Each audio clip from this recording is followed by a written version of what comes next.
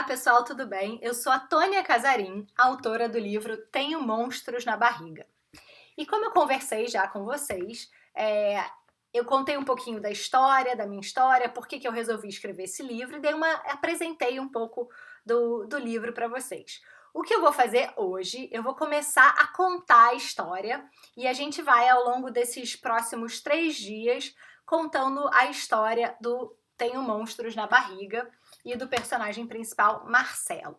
Então, eu vou começar contando essa história para vocês. Essa é a história do Marcelo, uma criança que diz sentir um monte de coisas na barriga. Mamãe, tem alguma coisa aqui na minha barriga. A mãe sempre diz, você deve estar com fome ou com vontade de ir ao banheiro. Mas a criança tenta de tudo. Vai ao banheiro, come banana, que é a sua fruta favorita, e nada. Marcelo então se pergunta, o que será que tenho na minha barriga que nem a minha mãe sabe?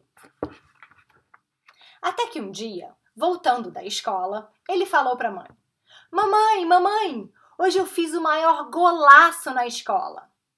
E pulando sem parar disse, tô sentindo alguma coisa na minha barriga de novo. A mãe então explicou, isso que você está sentindo na barriga, meu filho, tem nome. Afinal, o que será que Marcelo está sentindo na barriga? E Marcelo entendeu que eram sentimentos na sua barriga. E decidiu chamar esses sentimentos de monstrinhos. Cada sentimento que ele tinha era um monstrinho diferente. Vamos conhecer os monstrinhos do Marcelo? Bom, vou mostrar aqui para vocês o Marcelo. Esse é o Marcelo, o personagem principal do livro, o dono da barriga onde os monstrinhos moram. E agora a gente vai conhecer os monstrinhos do Marcelo. Um monstrinho surgia na barriga do Marcelo quando ele fazia gol ao jogar futebol. Ou quando seu pai brincava o dia todo com ele no parque. Era o monstrinho da alegria.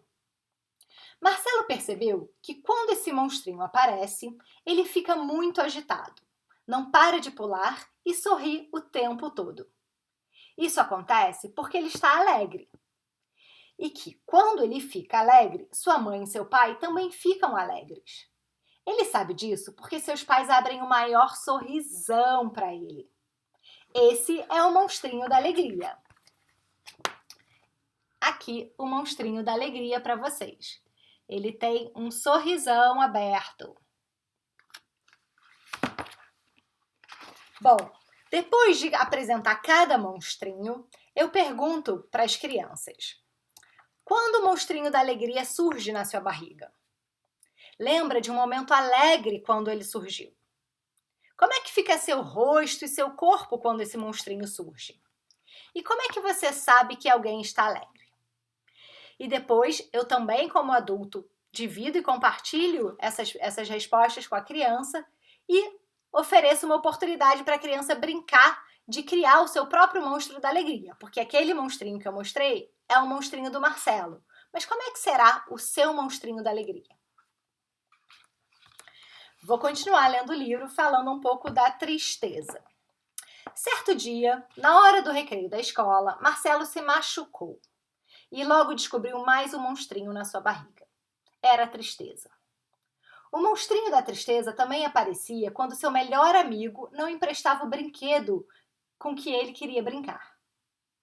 Marcelo percebeu que quando o monstrinho da tristeza está presente, ele normalmente não quer falar e fica com uma vontade sem fim de chorar.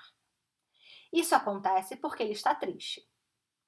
O menino observou que seus ombros ficam caídos, sua cabeça fica baixa e sua boca fica igual a de um sapo.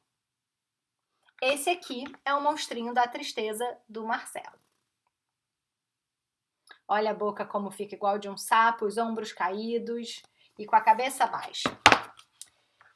E, obviamente, esse é um momento em que a gente pode conversar sobre a tristeza com as crianças, perguntar quando eles ficam tristes, compartilhar também momentos em que a gente fica triste, Muitos deles podem falar que sentem falta dos amigos, sentem falta de brincar com os amigos, ou ficam tristes porque perderam algum parente ou não podem. Então, esse é um momento importante também da gente poder compartilhar essa emoção e usar a arte para criar esse monstrinho da tristeza. Eu uso as mesmas perguntas quando esse monstrinho da tristeza surge, lembrar de um momento em que esse monstrinho surgiu na barriga e como é que fica seu rosto, seu corpo quando você fica triste e como é que você sabe que outra pessoa fica triste. Isso também é importante para eles começarem a desenvolver a empatia e perceber as emoções nos outros. E depois criar um monstrinho da tristeza da forma que eles quiserem.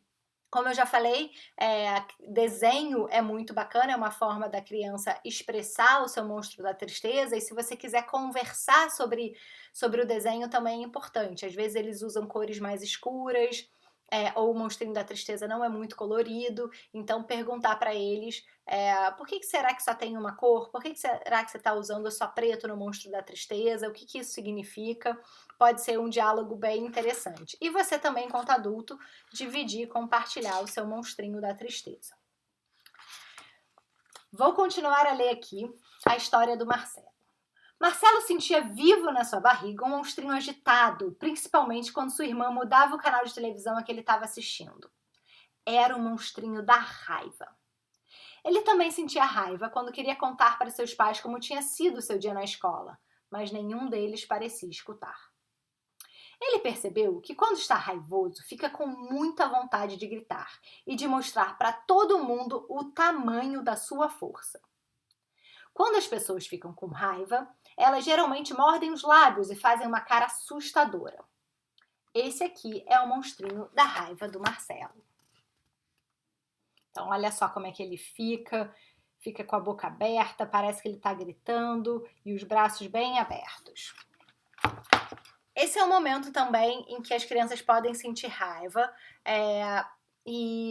muitas delas sentem quando não conseguem um brinquedo, ou quando uma criança tira o brinquedo da mão, ou quando alguém muda a televisão, muda o canal da televisão que ela está assistindo, ou é hora de fazer outra coisa. Essas transições no dia a dia da criança também podem provocar muita raiva da criança. E uma coisa importante é a gente nomear isso para a criança, né? Porque é muito difícil a criança regular essa emoção, porque ela é muito intensa e muito forte, né? Até nós mesmos temos muitas vezes dificuldade de regular essa emoção. Então, quando a criança tiver com muita raiva, acolher e falar que você está com raiva, tudo bem você sentir raiva, mas não é tudo bem bater na mamãe, porque muita criança bate ou morde, né? Quando está com raiva.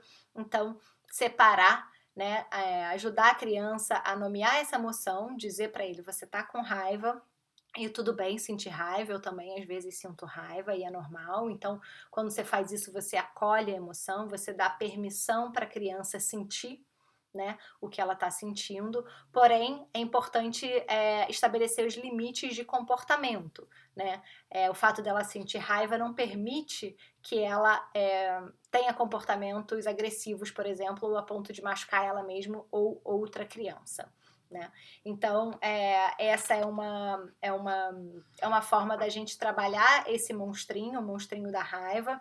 E uma coisa importante que eu queria falar para vocês é que quando você usa o vocabulário das emoções, usando também os monstrinhos, né, as crianças começam a falar sobre o monstrinho. Mãe, eu tô com um monstrinho na minha barriga. Então, eles começam a se referir aos sentimentos como monstrinhos. Então, se você conseguir também usar os monstrinhos, né, para identificar as emoções, também é bacana porque você cria um vocabulário comum, né, entre as emoções da criança. E aí eu queria deixar para vocês uma missão, um dever de casa para você fazer, além de compartilhar com a criança, escolher e desenhar, né, ou criar o monstrinho da alegria, da tristeza e da raiva, né? Ou você pode escolher um deles ou fazer dos três, como você achar melhor, né? E você vai fazer e também pedir para a criança fazer o seu desenho da forma que quiser e conversar sobre essas 4 perguntas que eu vou repetir aqui. Quando o seu monstrinho aparece na barriga? Me conte um momento em que esse monstrinho apareceu na sua barriga. Como é que fica seu rosto e seu corpo quando esse monstrinho aparece na sua barriga? E como é que você sabe que outra pessoa está com esse monstrinho na barriga, tá? Então, além do desenho, essas 4 perguntas que vão ajudar você a se conectar com a criança e mostrar para ela que ali na sua casa é um lugar seguro, um ambiente seguro, em que ela tem permissão de sentir. Tá bom? Obrigada e até a próxima!